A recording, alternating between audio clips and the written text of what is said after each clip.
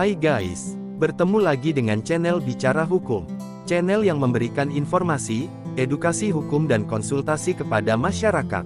Karena di channel ini dunia hukum akan dilihat lebih dekat dan setiap masyarakat dapat memperoleh layanan konsultasi hukum yang gratis. Jika pada video sebelumnya, kami telah membahas dalam playlist hukum acara perdata mengenai rahasia kekalahan sertifikat di persidangan, maka kali ini melihat begitu tingginya kasus pelecehan seksual terhadap anak, dalam playlist hukum pidana, kami akan membahas tentang pelecehan seksual terhadap anak. Sebelumnya kami mengucapkan terima kasih kepada pemirsa yang menonton channel YouTube kami. Karena konten ini berkaitan dengan aturan yang berhubungan dengan peristiwa hukum yang banyak terjadi di masyarakat saat ini, sehingga diharapkan kepada setiap pemirsa agar menonton video ini sampai habis, agar tidak keliru dalam memahaminya. Kami akan menjelaskannya secara lengkap dengan dasar hukum yang jelas dan ingat, ini ditonton secara gratis. Sebelum kami membahas mengenai pelecehan seksual terhadap anak, perlu diketahui terlebih dahulu apa pengertian dari pelecehan seksual terhadap anak. Pelecehan seksual terhadap anak adalah suatu bentuk tindakan yang dilakukan orang dewasa atau orang yang lebih tua, yang menggunakan anak untuk memuaskan kebutuhan seksualnya.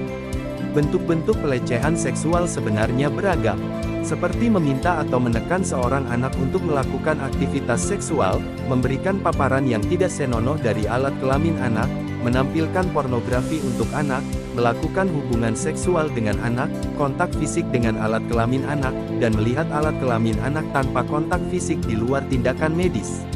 Selanjutnya menurut Kamus Besar Bahasa Indonesia dalam kurung KBBI, pelaku seksual adalah orang yang suka merendahkan atau meremehkan orang lain berkenaan dengan seks dalam kurung jenis kelamin atau berkenaan dengan perkara persetubuhan antara laki-laki dan perempuan. Saat ini banyak terjadi kasus pelecehan seksual terhadap anak di bawah umur di beberapa daerah. Maraknya kasus pelecehan seksual terhadap anak di bawah umur tentu sangat meresahkan masyarakat. Bagaimana tidak, anak yang merupakan generasi penerus bangsa ini dirusak pada masa pertumbuhannya. Selain itu, masyarakat juga terlebih orang tua, menjadi resah dan khawatir akan keamanan yang ada di lingkungan sekitar anak-anak mereka. Indonesia sebagai salah satu negara yang menandatangani dan meratifikasi Konvensi Hak Anak memiliki kewajiban untuk menerapkan hal-hal dalam konvensi tersebut. Negara berkewajiban untuk melindungi hak-hak anak. Hukum internasional melalui pembentukan Konvensi Hak Anak dalam kurung Convention on the Right of the Children telah memposisikan anak sebagai subjek hukum yang memerlukan perlindungan atas hak-hak yang dimilikinya. Perlindungan hukum menurut konvensi internasional tentang hak-hak anak diantaranya mengenai hak untuk mendapatkan perlindungan khusus jika anak mengalami konflik dengan hukum, hak untuk mendapatkan perlindungan khusus jika anak mengalami eksploitasi sebagai pekerja anak, hak untuk mendapatkan perlindungan khusus jika anak mengalami eksploitasi dalam penyalahgunaan obat-obatan, hak untuk mendapatkan perlindungan hukum jika anak mengalami eksploitasi seksual dan penyalahgunaan seksual, hak untuk mendapatkan perlindungan khusus dari penculikan, penjualan dan perdagangan anak. Terkait dengan kasus pelecehan seksual terhadap anak di bawah umur, secara khusus Indonesia memiliki undang-undang tersendiri mengenai perlindungan terhadap anak, yaitu Undang-Undang Nomor 17 Tahun 2016 tentang penetapan Perpu Nomor 1 Tahun 2016 tentang perubahan kedua atas Undang-Undang Nomor 23 Tahun 2002 tentang perlindungan menjadi undang-undang. Dalam pasal 81 Undang-Undang Perlindungan Anak tersebut menyebutkan, 1.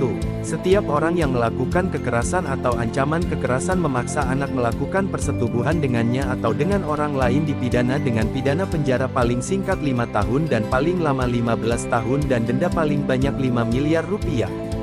2. Ketentuan pidana sebagaimana dimaksud pada ayat 1, berlaku pula bagi setiap orang yang dengan sengaja melakukan tipu muslihat, serangkaian kebohongan, atau membujuk anak melakukan persetubuhan dengannya atau dengan orang lain. Adapun yang dimaksud persetubuhan adalah tindakan sanggama yang dilakukan oleh manusia, tetapi dalam arti yang lebih luas juga merujuk pada tindakan-tindakan lain yang sehubungan atau menggantikan tindakan sanggama, jadi lebih dari sekadar merujuk pada pertemuan antar alat kelamin lelaki dan perempuan. Jika kita melihat pasal tersebut, jika ada anak yang disetubuhi oleh orang lain, maka akan dihukum dengan pidana penjara minimal 5 tahun, baik oleh karena adanya paksaan, bujukan termasuk suka sama suka. Selanjutnya dalam pasal 82 Undang-Undang Perlindungan Anak tersebut menyebutkan, 1. Setiap orang yang melakukan kekerasan atau ancaman kekerasan, memaksa, melakukan tipu muslihat, melakukan serangkaian kebohongan, atau membujuk anak untuk melakukan atau membiarkan dilakukan perbuatan cabul dipidana dengan pidana penjara paling singkat 5 tahun dan paling lama 15 tahun dan denda paling banyak 5 miliar rupiah. Adapun yang dimaksud perbuatan cabul menurut R. Susilo adalah segala perbuatan yang melanggar kesusilaan atau kesopanan, atau dapat pula merupakan suatu perbuatan keji yang masuk dalam lingkungan nafsu birahi kelamin, misalnya mencium, meraba anggota kemaluan, meraba buah dada, dan sebagainya. Jika kita melihat pasal tersebut, jika ada anak yang dicabuli oleh orang lain, maka akan dihukum dengan pidana penjara minimal 5 tahun, baik oleh karena adanya paksaan, bujukan termasuk suka sama suka. Selanjutnya yang jadi pertanyaan, siapa sajakah yang dikategorikan sebagai anak? Berdasarkan pasal 1 ayat 1 Undang-Undang Perlindungan Anak menyebutkan yang dimaksud dengan anak adalah seseorang yang belum berusia 18 tahun, termasuk anak yang masih dalam kandungan. Jadi yang perlu diperhatikan, jika ada seorang perempuan yang berusia 18 tahun ke atas disetubuhi oleh orang lain, maka pelakunya tidak bisa dijerat dengan pasal tersebut. Sebagai anggota masyarakat, baik dalam kapasitas sebagai orang tua maupun bagian dari anggota keluarga, kita perlu untuk turut andil mengawasi anak-anak kita, termasuk juga memberikan pemahaman sederhana mengenai apa yang seharusnya dan tidak seharusnya orang lain lakukan terhadap mereka, memberikan kasih sayang dan dukungan sehingga mereka menjadi pribadi yang terbuka dan senantiasa menceritakan apapun, baik maupun buruk. Sehingga ketika sesuatu hal buruk terjadi kepada mereka kita dapat segera mengetahuinya dan dapat menindaklanjutinya. Adanya pelecehan seksual terhadap anak di bawah umur ini akan berdampak besar bagi kehidupan mereka di kemudian hari, pun terhadap nasib bangsa ini. Pada dasarnya, anak-anak yang merupakan korban ini adalah generasi penerus bangsa. Mereka adalah generasi baru yang disiapkan untuk membangun bangsa ini ke depan. Perlindungan terhadap anak dan haknya harus dipahami secara serius karena berkaitan dengan kesejahteraan anak. Melindungi anak berarti melindungi potensi sumber daya manusia dalam membangun Indonesia yang lebih maju, dan adanya pelecehan seksual terhadap anak, itu sama saja dengan menghancurkan anak di masa pertumbuhannya, yang kedepannya dapat menghancurkan masa depan bangsa. Semoga kedepannya, segala tindakan yang berhubungan dengan pelecehan seksual terhadap anak dapat segera teratasi. Demikian guys pembahasan kami kali ini.